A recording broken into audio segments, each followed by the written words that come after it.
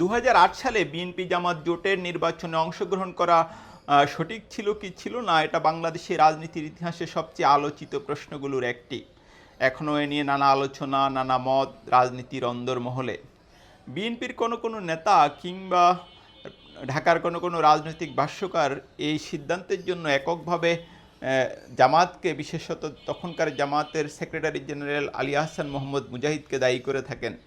তারা যেটা বলে থাকেন যে জনাব মুজাহিদ এ ব্যাপারে খালেদা জিয়াকে প্রভাবিত করেছিলেন। এটা হয়তো পুরোপুরি মিথ্যা নয়, কিন্তু আসলে কি ঘটনা তাই ছিল? আজকের ভিডিওতে আমরা সেই প্রশ্নের উত্তর খোঁজার চেষ্টা করব। বেগম খালেদা জিয়ার প্রেস সেক্রেটারি ছিলেন সিনিয়র সাংবাদিক মারুফ কামাল খান।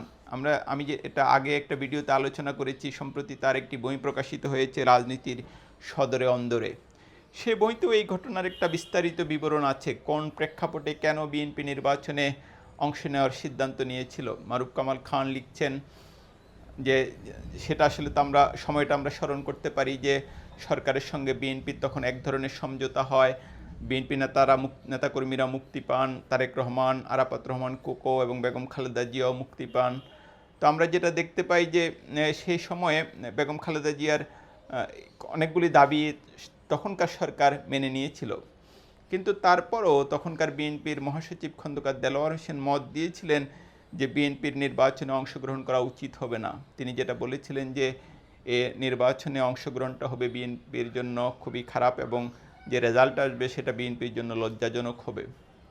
অন্যদিকে ডক্টর খন্দকার মোশাররফ হোসেন সহ বিএনপির সিনিয়র নেতাদের একটি বড় অংশ তারা নির্বাচনে অংশ নেওয়ার পক্ষে মত দেয়।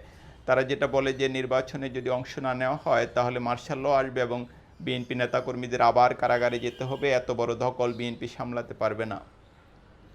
মারুফ কামাল খান আরেকটি পয়েন্ট উল্লেখ করেছেন যেটা খুবই উল্লেখযোগ্য। তিনি যেটা বলেছেন যে বেগম খালেদা জিয়া এবং তার পরিবার ওনারাও কিন্তু 111-এর ভিকটিম। আমরা যেটা দেখি যে তখন তারেক রহমানকে নির্মম নির্যাতন করা হয়। আরাফাত রহমান কোকো অত্যন্ত অসুস্থ ছিলেন, সেই অবস্থাও তাকে কারাভোগ করতে হয়, বেগম জিয়াকেও কারাগারে যেতে হয়। সুতরাং খালেদা জিয়া চাচ্ছিলেন না মঈনুদ্দিন ফখরুদ্দিনের সরকারের মেয়াদ প্রলম্বিত হোক।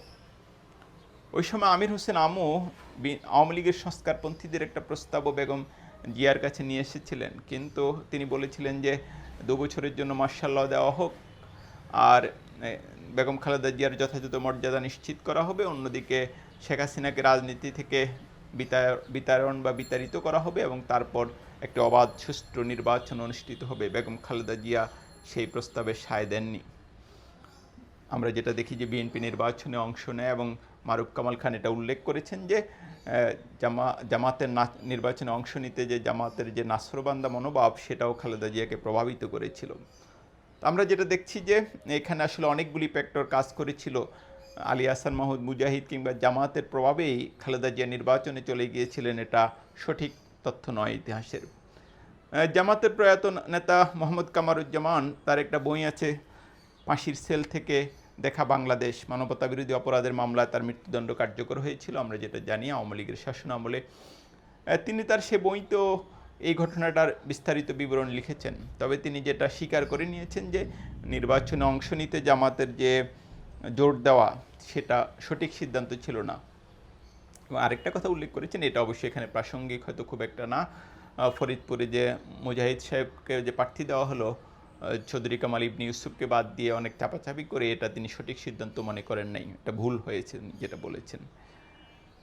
তো যেটা হলো, তবে কামারুজ্জামান দাবি করছেন যে জামাতের সিদ্ধান্ত ছিল যে বিএনপিকে ছাড়া তারা নির্বাচনে যাবে না, কিন্তু বেগম খালেদা জিয়ার কাছে এই ব্যাপারে সঠিক বার্তা যায়নি। খালেদা জিয়ার ধারণা জন্মেছিল যে বিএনপি নির্বাচনে না গেলেও জামাত নির্বাচনে অংশ নিতে পারে। তবে কামারুজ্জামান এটা পরিষ্কার করে লিখেছেন যে একটা গোয়েন্দা সংস্থার চক্রান্তের শিকার হয়েছিলেন তারা এবং অনেকটা প্রতারণার শিকার হয়েছিলেন। আমরা যেটা জানি যে তখন বিশেষত আলী আহসান মাহমুদ মুজাহিদকে একজন গোয়েন্দা কর্মকর্তা খুব প্রভাবিত করেছিলেন নির্বাচনে যাওয়ার ব্যাপারে। কিন্তু আমরা যেটা দেখি, কামারুজ্জামান দাবি করেছেন যে জামাত নিজে যেহেতু প্রতারণা করে না, সুতরাং প্রতারণা রাজনীতি করে না, সুতরাং অন্য কাউকেও সে সেভাবে সন্দেহ করে না, এটা কামারুজ্জামানের দাবি। তো আমরা যেটা দেখি যে জামাতের ওই নির্বাচনে যাওয়ার ব্যাপারে খুব এটা বড় রকম চাপাচাপি ছিল, সিদ্ধান্ত ছিল তারা নির্বাচনে যাবে।